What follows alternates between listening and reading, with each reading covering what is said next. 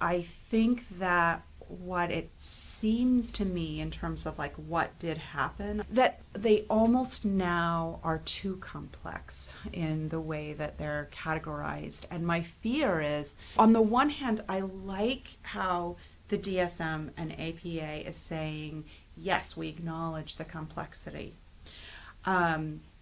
that they're really making an effort to say it's about layers of things and dimensions of traits versus categories and concrete sort of symptoms and behavioral markers, that it's a lot more than that, which of course it is, and we know that it is.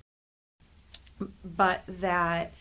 with the turn that it took, I think it's almost too much on the other side, that it's now become so complicated and so dimensional, and there's these trait facets, and then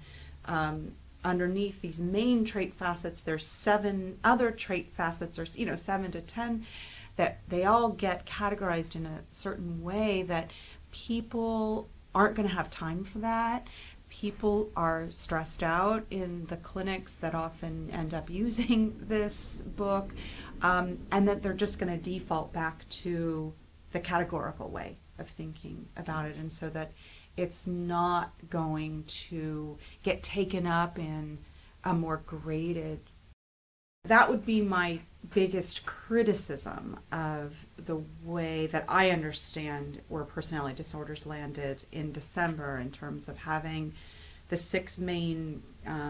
personality disorders and then all these trait facets. And so it's complicated because we're evaluating personality disorder on a variety of different levels. And so I just think that it's like gone from this categorical, if you have 5 of these symptoms, then you're borderline or you're narcissistic, to, which is problematic, obviously, to this much more complicated, dimensional, and there's 50, or I don't know exactly the number, but all these dimensions that we have to rate from mild to severe. My fear is that that's too much the opposite way, and people won't internalize it, and then won't use it.